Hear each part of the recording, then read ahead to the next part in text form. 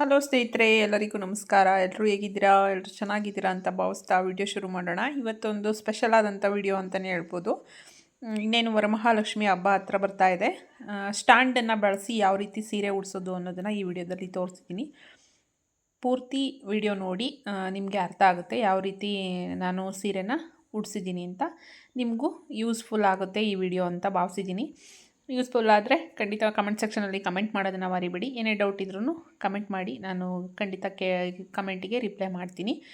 ನೋಡಿ, ಮದ್ದಿಗೆ ಸ್ಯಾರಿನ ಫುಲ್ಲು ಈ ರೀತಿ ನೆರಿಗೆ ಮಾಡ್ಕೊಳ್ತಾ ಇದ್ದೀವಿ. ನಾನು ಫಸ್ಟ್ ಟೈಮ್ ಸ್ಟ್ಯಾಂಡಿಗೆ ಈ ರೀತಿ ಸ್ಯಾರಿನ ಉಡಿಸಿದ್ದು. ತುಂಬಾ ಚೆನ್ನಾಗಿ ಬಂತು ಸ್ಯಾರಿ ಉಡಿಸಿದ್ದು ಅಂತ ರೀತಿ. ತುಂಬ ಇಷ್ಟ ಕೂಡ ಆಯಿತು. ಈಸಿ ಇದೆ ತುಂಬ. ನಿಮಗೂ ಎಲ್ಲರಿಗೂ ಅನುಕೂಲ ಆಗುತ್ತೆ ಹಬ್ಬಕ್ಕೆ. ತುಂಬಾ ಸಮಸ್ಯೆ ಹಬ್ಬದ್ದು ಅಂದರೆ ಅಡುಗೆಗಳು ತಿಂಡಿಗಳೆಲ್ಲ ಮಾಡ್ಕೊಂಡು ಮನೆ ಕೆಲಸದ್ದೆಲ್ಲ ಮುಗಿಸ್ಕೊಂಡು ಡೆಕೋರೇಷನ್ ಏನಿದೆ ಸ್ಯಾರಿ ಡ್ರಾಪಿಂಗ್ ಮಾಡೋದು ತುಂಬ ಕಷ್ಟ ಇರುತ್ತೆ. ಈ ರೀತಿ ಸ್ಟ್ಯಾಂಡನ್ನು ಬಳಸಿ ತುಂಬಾ ಈಸಿಯಾಗಿ ನಾವು ಸ್ಯಾರಿನ ದೇವರಿಗೆ ಲಕ್ಷ್ಮಿಗೆ ಉಡಿಸ್ಬೋದು. ನೋಡಿ, ಮೊದಲಿಗೆ ಈ ರೀತಿ ನಾನು ಸ್ವಲ್ಪ ಫಾರ್ವರ್ಡ್ ಮಾಡಿದ್ದೀನಿ, ಯಾಕಂದರೆ ವಿಡಿಯೋ ತುಂಬ ಲೆಂತಿ ಆಗಿತ್ತು. 1 ಅವರ್ ಮೇಲಾಯಿತು ನನಗೆ. ಬಟ್ ಒಂದು ಸಲ ಟ್ರೈ ಮಾಡಿದ್ರೆ ಈಸಿ ಆಗುತ್ತೆ ಅನ್ನೋ ಉದ್ದೇಶಕ್ಕೋಸ್ಕರ ಟ್ರೈ ಮಾಡಿದೆ. ಅದೇ ರೀತಿ ವಿಡಿಯೋ ಕೂಡ ತಗೊಂಡೆ. ಬಟ್ ನಿಮಗೆಲ್ಲ ನೋಡೋದಕ್ಕೆ ತುಂಬಾ ಬೋರ್ ಆಗುತ್ತೆ ಅಂತ ವಿಡಿಯೋನ ಸ್ವಲ್ಪ ಫಾರ್ವರ್ಡ್ ಮಾಡಿಬಿಟ್ಟು ಇಟ್ಟಿದ್ದೀನಿ. ನೋಡಿ, ಈ ರೀತಿ ಉಡಿಸ್ಕೊಂಡ್ರೆ ನಿಮಗೂ ಕೂಡ ಈಸಿ ಆಗುತ್ತೆ ಅಂತ ಭಾವಿಸಿದ್ದೀನಿ. ಹಾಗೆ ಹೇಗೆ ಬಂತು ಸ್ಯಾರಿ ಉಡಿಸಿದ್ದಂಥ ರೀತಿ ನಿಮಗೂ ಇಷ್ಟ ಆಯಿತಾ ಅಂತ ಕಮೆಂಟ್ ಸೆಕ್ಷನಲ್ಲಿ ಕಮೆಂಟ್ ಮಾಡೋದನ್ನು ಮರಿಬೇಡಿ. ನೋಡಿ, ಈ ರೀತಿ ಸ್ಯಾರಿ ಉಡಿಸ್ಬೇಕಾದ್ರೆ ನಮಗೆ ಇನ್ನೊಬ್ಬರು ಸಪೋರ್ಟ್ ಇದ್ದರೆ ತುಂಬಾ ಒಳ್ಳೆಯದು. ಇವಳು ಬಂದು ಸಂಜಯ್ ಅಂತ ನಾನು ವಿಡಿಯೋ ಒಳಗಳಲ್ಲೆಲ್ಲ ತೋರಿಸಿದ್ದೀನಲ್ವ, ಅವ್ರ ಅಕ್ಕ. ಇವಳ ಹೆಸರು ಸಂಜನಾ ಅಂತ. ಇವಳು ಕೂಡ ನನ್ನ ಮಗಳು. ಅವಳು ಇನ್ನೂ ಕಾಲೇಜ್ ಇನ್ನೂ ಸ್ಟಾರ್ಟ್ ಆಗಿಲ್ಲ, ಫ್ರೀ ಇದ್ದಾಳೆ. ಹಾಗಾಗಿ ನನಗೆ ಏನೊಂದಕ್ಕಾದ್ರೂ ಬಂದು ಹೆಲ್ಪ್ ಮಾಡಿಕೊಡ್ತಾಳೆ. ನೋಡೋಣ ಒಂದ್ಸಲ ಟ್ರೈ. ಅವಳು ಕೂಡ ಸ್ಟ್ಯಾಂಡ್ ತೊಗೊಂಡು ಬಂದಿದ್ದಾಳೆ. ಈ ಥರ ಅವರು ಹಬ್ಬ ಮಾಡ್ತಾರೆ, ಅವಳಿಗೂ ಈಸಿ ಆಗುತ್ತೆ ಅಂತ ಒಂದ್ಸಲ ಟ್ರಯಲ್ ನೋಡೋಣ ಬಾ ಅಂತ ಹೇಳಿ ಕರೆದಿದ್ದಕ್ಕೆ ಬಂದಿದ್ಲು. ನೋಡೋಣ ಹೆಂಗೆ ಬರುತ್ತೆ ಆಂಟಿ, ನೋಡೋಣ ಉಡ್ಸೋಣ ಅಂತ. ತುಂಬ ಚೆನ್ನಾಗಿ ಬಂತು, ತುಂಬಾ ಖುಷಿಯಾಯಿತು ನಮಗೆ. ನೋಡಿ, ಈ ರೀತಿ ಸೆರಗು ಪಾರ್ಟನ್ನು ಫೋಲ್ಡಿಂಗ್ ಅಂದರೆ ನೆರಿಗೆ ಮಾಡ್ಕೊಳ್ತಾ ಇದ್ದೀವಿ. ತುಂಬಾ ಈಸಿ ಇದೆ, ಆಮೇಲೆ ತುಂಬಾ ಚೆನ್ನಾಗಿ ಕಾಣಿಸುತ್ತೆ. ನಿಜವಾಗ್ಲೂ ಊಹೆನೇ ಮಾಡ್ಕೊಳ್ಳೋದಕ್ಕಾಗಲಿಲ್ಲ, ಅಷ್ಟು ಚೆನ್ನಾಗಿ ಬಂತು. ತುಂಬಾ ಖುಷಿ ಆಯಿತು ನಮಗೆ. ಫಸ್ಟ್ ಟೈಮ್ ಟ್ರೈ ಮಾಡಿದ್ದಾದ್ರೂ ಒಂದೇ ಸಲ ನಾವು ಟ್ರೈ ಮಾಡಿದ್ದು. ಪದೇ ಪದೇ ಏನು ಬಿಚ್ಚಿ ಬಿಚ್ಚಿ ನೆರಿಗೆನಾಗಲಿ ಒಂದು ಬಿಂಗೆ ಇಡೋದಾಗಲಿ ಏನೂ ನಾವು ಚೇಂಜಸ್ಸೇ ಮಾಡ್ಕೊಳ್ಳಿಲ್ಲ. ಒಂದೇ ಸಲಗೆ ಚೆನ್ನಾಗಿ ಬಂತು. ನಾವು ಅದೇ ಮಾತಾಡ್ಕೊಳ್ತಿದ್ವು, ಅಯ್ಯೋ ಹಬ್ಬದ ದಿವಸ ಹಿಂಗೆ ಬಂದುಬಿಟ್ರೆ ಸಾಕು ಅಂತ. ನಿಜವಾಗ್ಲೂ ತಮಾಷೆ ಕೇಳ್ತಿಲ್ಲ. ಹಬ್ಬದ ದಿನ ನಾವು ಸ್ಯಾರಿ ಡ್ರಾಪಿಂಗ್ ಮಾಡೋಕ್ಕೆ ಹೋದಾಗ ಯಾವುದೇ ಕಾರಣಕ್ಕೂ ಈ ರೀತಿ ಬರೋಲ್ಲ. ತುಂಬಾ ಕಸಿವಿಸಿ ಆಗೋಗ್ಬಿಡುತ್ತೆ, ಗಾಬರಿ ಆಗೋಗ್ಬಿಡುತ್ತೆ. ಎಷ್ಟು ಕೆಲಸ ಇರುತ್ತೆ ಅಂತಂದರೆ ನಿಜ ನನಗೆ ವ್ಲಾಗ್ಗಳಲ್ಲಿ ಶೇರ್ ಮಾಡೋದಕ್ಕೆ ಆಗ್ತಾಯಿಲ್ಲ. ಇನ್ನೂ ನಾನು ಮನೆ ಕೆಲಸ ಕೂಡ ಏನೂ ಮಾಡ್ಕೊಂಡಿಲ್ಲ. ಇನ್ನೂ ಒಂದು 15 ದಿವಸ ಇದೆ, 15 ದಿವಸ ಇದೆ ಅಂತ ಹಿಂಗೆ ಮುಂದಕ್ಕೆ ಹಾಕೊಂಡು ಬರ್ತಾಯಿದ್ದೀನಿ. ಬಟ್ ಮನೆ ಕೆಲಸಗಳೆಲ್ಲ ಮುಗಿಸ್ಕೊಂಡ್ಮೇಲೆ ಇನ್ನು ತಿಂಡಿ ಸಾಮಾನುಗಳೆಲ್ಲ ಮಾಡ್ಕೊಳ್ಬೇಕು. ತುಂಬ ವೆರೈಟೀಸ್ ಆಫು ತಿಂಡಿ ಸಾಮಾನುಗಳಂತೂ ತುಂಬಾ ಮಾಡ್ತೀನಿ. ಬಟ್ ಈ ಸಲ ಸ್ವಲ್ಪ ಕಮ್ಮಿ ಮಾಡೋಣ ಅಂತ ಪ್ಲಾನ್ ಇದೆ. ನೋಡೋಣ ಏನಾಗುತ್ತೋ ಗೊತ್ತಿಲ್ಲ. ಹಬ್ಬದ ವಾತಾವರಣ ಸ್ಟಾರ್ಟ್ ಆಯಿತು ಅಂತಂದಾಗ ಅದು ಮಾಡೋಣ ಇದು ಮಾಡೋಣ ಅಂತ ಅನಿಸುತ್ತೆ. ಬಟ್ ನೋಡಬೇಕು. ಇನ್ನೊಂದು 2 ಡೇಸ್ 3 ಡೇಸ್ ಆಯ್ತು ಬೇಕಾದರೆ ಶುರು ಮಾಡ್ಕೊಳ್ತೀನಿ. ಆವಾಗ ನಿಮ್ಮೊಟ್ಟಿಗೆ ಕೂಡ ಶೇರ್ ಮಾಡ್ತೀನಿ. ಇನ್ನು ನೋಡಿ, ಪೂರ್ತಿ ಎಲ್ಲ ಸ್ಯಾರಿನ ನೆರಿಗೆ ಮಾಡ್ಕೊಂಡಿದ್ದಾಯಿತು. ನೋಡಿ, ಸ್ಟ್ಯಾಂಡ್ ಇದೆಯಲ್ವಾ, ಸ್ಟ್ಯಾಂಡ್ ಒಳಗಡೆ ಈ ರೀತಿ ಆ ನೆರಿಗೆ ಮಾಡಿದಂಥ ಪಾರ್ಟನ್ನ ಈ ರೀತಿ ಸೇರಿಸ್ಕೊಂಡು ಸೆರಗು ಪಾರ್ಟನ್ನು ಆ ಕೆಳಭಾಗದಿಂದ ಹಿಂಭಾಗಕ್ಕೆ ಹಾಕ್ಕೊಂಡಿದ್ದೀವಿ.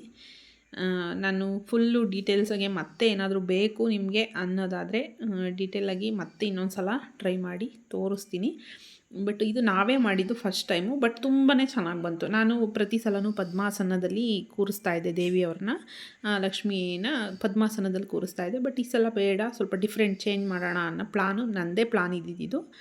ನನ್ನ ಪ್ಲಾನನ್ನು ನೋಡಿ ನಮ್ಮ ಸಂಜನಂಗೂ ಕೂಡ ನಾನು ಇದೇ ಥರ ಉಡಿಸ್ತೀನಿ ಆಂಟಿ ಅಂತ ಹೇಳಿ ಅವಳು ಕೂಡ ಇಷ್ಟಪಟ್ಟಳು. ನೋಡಿ, ಎಷ್ಟು ಚೆನ್ನಾಗಿ ನೆರಿಗೆಗಳು ಕೂತಿದೆ ಅಂದರೆ ತುಂಬಾ ಖುಷಿ ಆಯಿತು. ನೋಡಿ ನೀವೇ ಮುಂದೆ ಸ್ವಲ್ಪ ಫಾರ್ವರ್ಡ್ ಮಾಡಿದ್ದೀನಿ.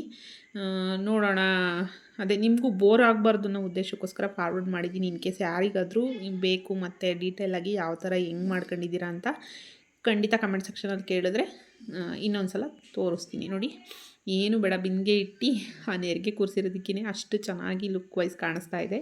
ಇನ್ನು ಕೈ ಕಾಲುಗಳನ್ನೆಲ್ಲ ಕಟ್ತಾ ಇದ್ದೀನಿ. ಈ ಒಂದು ಸ್ಟ್ಯಾಂಡ್ ಅಂತೂ ನನಗೆ ತುಂಬಾ ಯೂಸ್ಫುಲ್ ಆಯಿತು, ತುಂಬ ಇಷ್ಟ ಆಯಿತು. ನಿಜ ಭಯ ಇತ್ತು ನನಗೆ. ಈ ಸ್ಟ್ಯಾಂಡನ್ನ ಒಬ್ಬರು ಯೂಟ್ಯೂಬರು, ಫೇಮಸ್ ಯೂಟ್ಯೂಬರ್ ಅವರು ಓನಾಗಿ ಈ ಸ್ಟ್ಯಾಂಡನ್ನು ಮಾಡಿಸಿ ಸೇಲ್ ಪರ್ಪೋಸಿಗೆ ಮಾಡ್ತಾಯಿದ್ದಾರೆ. ನಾನು ಅವ್ರನ್ನ ಕೇಳಿದೆ ನನಗೊಂದು ಸ್ಟ್ಯಾಂಡ್ ಬೇಕು ಅಂತ. ಬಟ್ ಅವರು ಪ್ರೈಸ್ ಹೇಳಿದ್ದು ಎಷ್ಟಂದರೆ ಶಾಕ್ ಆಗ್ತೀರಾ ನೀವು ಕೇಳಿದ್ರೆ. ಅವ್ರು ಬಂದು ಪ್ರೈಸ್ ಹೇಳಿದ್ರು ನನಗೆ 2,500 ಹೇಳಿದ್ರು. ನನ್ನ ವಾಟ್ಸಪ್ಪಲ್ಲಿ ಕಾಂಟ್ಯಾಕ್ಟ್ ಮಾಡಿ ಅಂತ ನಂಬರ್ ಹಾಕಿದ್ರು. ಕೇಳಿದ್ದಕ್ಕೆ 2,500 ಹೇಳಿದ್ರು. ಬಟ್ ನಾನು ಇದನ್ನು ಚಿಕ್ಕಪೇಟೆನಲ್ಲಿ ನನಗೆ ಚೀಪಾಗಿ ಇದೊಂದೇ ಸಿಕ್ಕಿದ್ದು. ಚಿಕ್ಕಪೇಟೆಗೆ ಹೋಗಿದ್ದೆ. ನಾನು ಇನ್ನೇನು ಚಿಕ್ಕಪೇಟೆಯೆಲ್ಲ ಓಡಾಡ್ತಾ ಇರ್ತೀನಿ.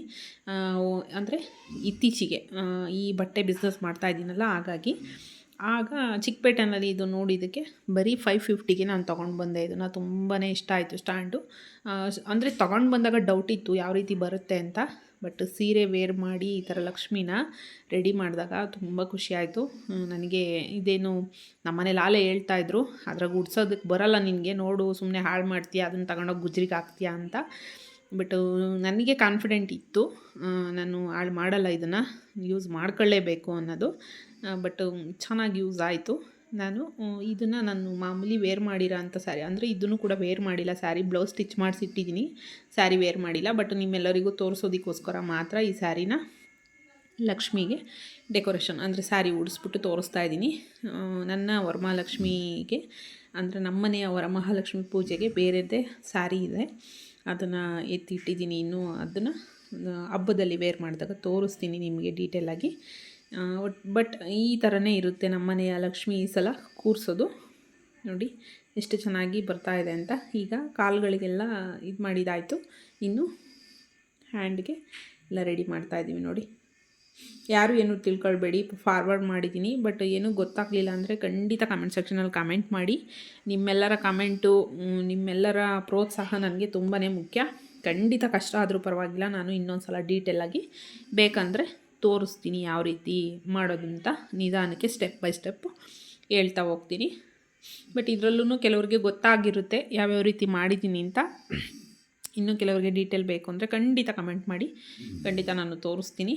ನೋಡಿ ಎಷ್ಟು ಚೆನ್ನಾಗಿ ಬಂತು, ನೆರಿಗೆ ಎಲ್ಲ ತುಂಬಾ ಚೆನ್ನಾಗಿ ಕೂರುತ್ತೆ ಈ ಸ್ಟ್ಯಾಂಡ್. ಆಮೇಲೆ ಇನ್ನೊಂದೇನು ಬೆನಿಫಿಟ್ ಅಂತ ಅಂದರೆ, ಈ ಸ್ಟ್ಯಾಂಡಿಗೆ ನಾವೇನೋ ಈಗ ಸ್ಯಾರಿನೆಲ್ಲ ಇದು ಮಾಡಿದ್ದೀವಲ್ವ, ಎತ್ಬೋದು, ಅದನ್ನು ಆರಾಮ್ಸೆ ಎತ್ಬಿಟ್ಟು ಆ ಕಡೆ ಈ ಕಡೆ ಎಲ್ಲ ಇಟ್ಕೊಳ್ಬೋದು. ಸೇಮ್ ಡಾಲ್ ಬರುತ್ತೆ ಅಲ್ವಾ, ರೆಡಿಮೇಡ್ ಡಾಲ್ಗಳೆಲ್ಲ ಬರುತ್ತಲ್ಲ, ಅದೇ ರೀತಿಯೇ ಬರುತ್ತೆ ಇದು.